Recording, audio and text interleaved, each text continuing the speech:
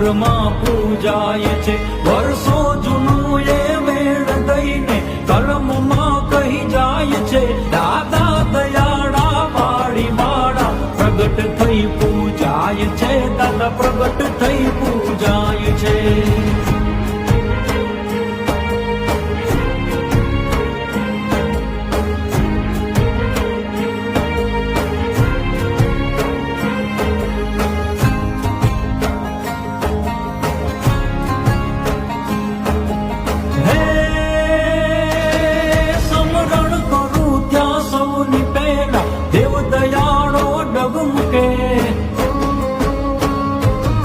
વારે ચડે ઈ વખત સમય એથી એને